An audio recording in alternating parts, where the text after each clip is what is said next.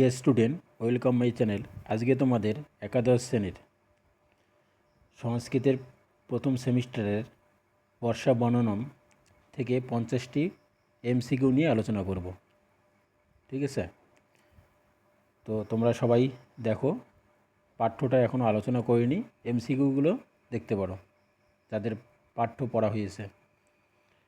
তো 50টা, মোটামুটি 150টার মতো এমসিকিউ হবে। ঠিক আছে, এখন সবগুলোই দেখে যাও, এরপর আমি সাজেশন ভিত্তিক কিছু কিছু করে দিব। ঠিক আছে, 150টা আছে, 150টা পড়তে হবে না, অর্ধেকের কম পড়লেই হবে। আপাতত 150টাই তোমরা একবার দুইবার করে রিডিং পড়বে। দেখো তাহলে, প্রথম প্রশ্ন, আদিকবি কে? উত্তর হচ্ছে বাল্মীকি। ঠিক আছে, কয়টা রামায়ণের মোট কয়টি কাণ্ড? এটা সবাই জানো, 7টি কাণ্ড। ঠিক আছে, 7টি কাণ্ড। তারপরে সংস্কৃত রামায়ণের রচনাকার হলেন কে? এটা হচ্ছে বাল্মীকি, এটাও সবাই জানো। ঠিক আছে, নেক্সট কোশ্চেন, সবাই দেখে নাও, কেউ লিখলেও লিখতে পারো। তারপরে দেখো, রামায়ণের শ্লোক সংখ্যা আনুমানিক কত? ঠিক আছে, 24,000। 24,000। পরের কোশ্চেন, রামায়ণে যবন বলতে বোঝানো হয়েছে, কি বোঝানো হয়েছে? এটা হচ্ছে গ্রিকদের বোঝানো হয়েছে, যবন বলতে গ্রিকদের বোঝানো হয়েছে। নেক্সট কোশ্চেন, রামায়ণে কৌশলের রাজধানীর নাম কী ছিল? এটা হচ্ছে অযোধ্যা হবে। ঠিক আছে, নেক্সট কোশ্চেন, মা নিষাদ প্রতিষ্ঠাং তমগম শাশ্বতী সমা শ্লোকটি যে গ্রন্থে আছে সেটি হলো কোন গ্রন্থে আছে? এটা সবাই জানবে, এটা যেহেতু রামায়ণ থেকে নেওয়া, তো রামায়ণে হবে। ঠিক আছে, নেক্সট কোশ্চেন,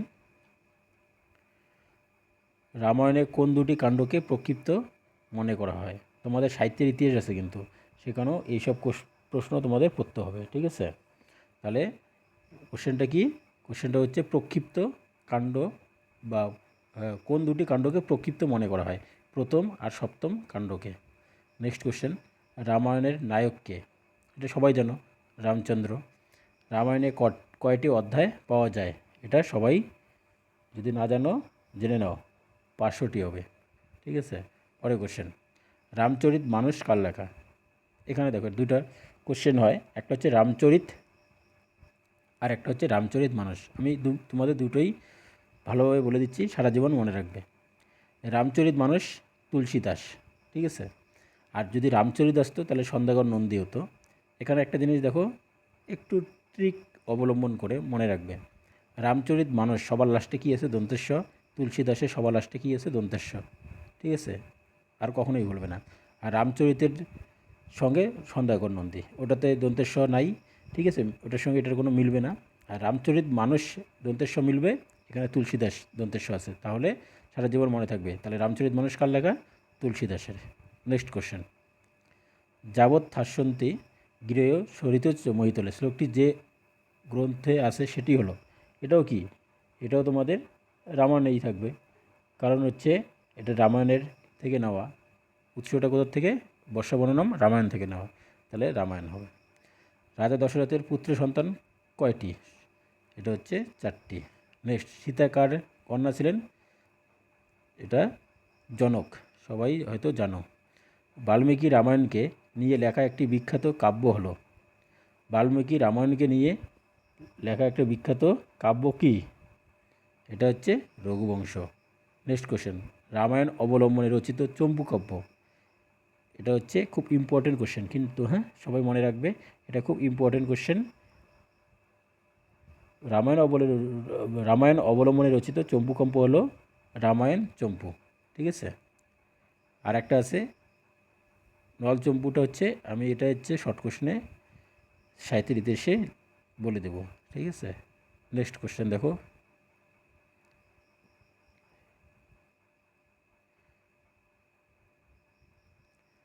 বাংলা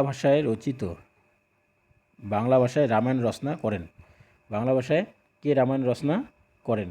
এটা হচ্ছে কৃত্তিবাস ওঝা। তারপরে রামায়ণকে অবলম্বন করে রচিত একটি সংস্কৃত নাটক হলো। রামায়ণকে অবলম্বন করে রচিত একটি সংস্কৃত নাটক কী? এটা হচ্ছে প্রতিমা নাটক। এগুলো মনে রাখবে। রামায়ণকে অবলম্বন করে কোন কোন নাটক লেখা হয়েছে, ঠিক আছে? বর্ষাবর্ণনম কাব্যাংশের উৎস কী? এটা সবাই জানবে, রামায়ণ। রামায়ণের কোন কাণ্ডে বর্ষাবর্ণনম আছে? এটা হচ্ছে রামায়ণের কোন কাণ্ডে? রামায়ণ তো ঠিক, ঠিক আছে, রামায়ণের আবার কোন কাণ্ডে? এটা হচ্ছে কিষ্কিন্ধা কাণ্ডে,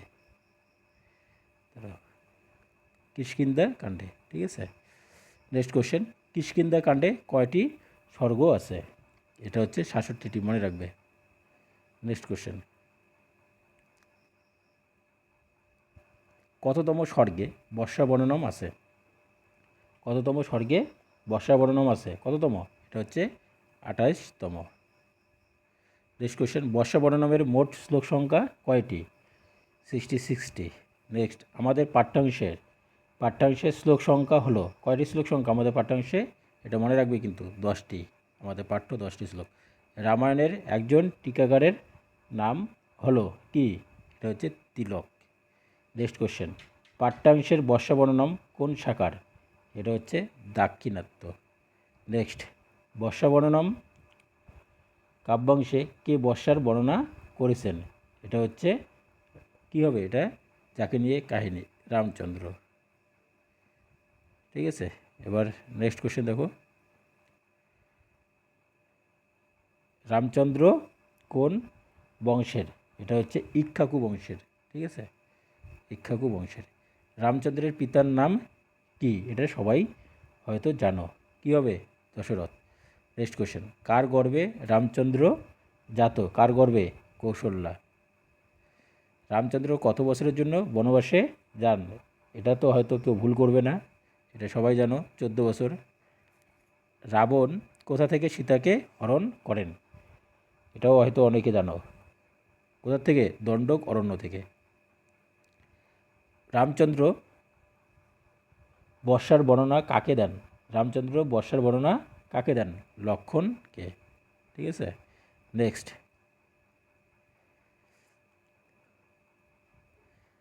কোশ্চেন দেখো, রাম ও লক্ষ্মণ কোথায় থাকাকালীন বর্ষা আরম্ভ হয়? কোথায় থাকাকালীন? মাল্যবান পর্বত। নেক্সট কোশ্চেন, গিরি শব্দের অন্য প্রতিশব্দ কী? এটা হচ্ছে গিরি মানে পর্বত, মনে রাখবে। তারপরে কালো, এখানে কাল হলো বর্ষাকাল, এখানে যেহেতু বর্ষাকাল নিয়ে আলোচনা করা হচ্ছে। জলাগমহ এর সন্ধি বিচ্ছেদ করো।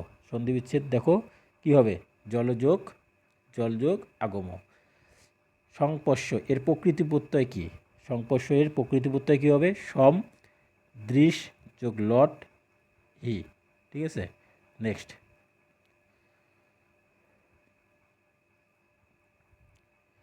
কোশ্চেন হচ্ছে, নব শব্দের একটি প্রতিশব্দ হলো, কি হবে? নব মানে হচ্ছে আকাশ। এবার নেক্সট কোশ্চেন দেখো,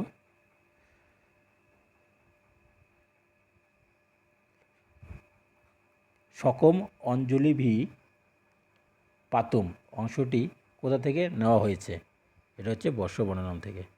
এই যে এরকম যদি কোনো কোশ্চেন আসে, একটা লাইন তুলে দিয়ে বলবে কোথা থেকে নেওয়া হয়েছে, সব কিন্তু বর্ষবর্ণনম হবে, কারণ বর্ষবর্ণনম ছাড়া অন্য কোথাও হবে না, যেহেতু কবিতার থেকে দেওয়া। একটাই তো তোমাদের কবিতা। বাতাহা পদের অর্থ কি? এটা হচ্ছে বাতাসগুলি। নেক্সট কোশ্চেন, উদর শব্দের প্রতিশব্দ হলো জঠর। জঠর মানে আবার বাতি করব, ঠিক আছে। অঞ্জলি ভি পদের অর্থ কি? এটা হচ্ছে অঞ্জলি ভরে। কি পান করার যোগ্য? কি পান করার যোগ্য? এটা হচ্ছে বাতাস হবে, ঠিক আছে। পরে কোশ্চেন, বাতাস কার মতো শীতল? কর্পূর দলের মতো শীতল, ঠিক আছে। নেক্সট কোশ্চেন, বাতাস কোন ফুলের গন্ধবাহী? বাতাস কোন ফুলের গন্ধবাহী? উত্তর হবে কেয়া ফুল। নেক্সট কেয়া ফুল, ঠিক আছে, কেয়া ফুল। নেক্সট, মেঘোদরম এর সন্ধি বিচ্ছেদ করো। এটা করো তো দেখি সবাই, একদম সহজ। মেঘ যোগ উদরম, মেঘ ঘয় ওকার আছে না, ওকারটা রস্যি হয়ে যাবে, ঠিক আছে। বাদবাচক একটি শব্দ হলো, বাদবাচক একটি শব্দ কী হবে, এটা হচ্ছে বায়ু। মেঘের উদর থেকে কি বেরিয়েছে, কি বেরিয়েছে, এটা হচ্ছে বাতাস। বাতাহাস পদের সংস্কৃত প্রতিশব্দ কি, এটা হচ্ছে বায়ব, ঠিক আছে। আজকে 50টা, এর পরের দিন আমি আবার 50টা নিয়ে আলোচনা করব। একবারে যদি অনেকগুলো বলি অনেকটা ভিডিওটা লম্বা হয়ে যাবে, অনেকটা বড় হয়ে যাবে, ঠিক আছে। তো আজকে তোমরা এই কয়টাই বাড়িতে লিখতে পারো বা পড়তেও পারো। আর যদি পিডিএফ লাগে বলবে, আমি লিঙ্ক দিয়ে দেবো, হোয়াটসঅ্যাপ লিঙ্ক, ওখান থেকে তোমরা নিতে পারবে, ঠিক আছে।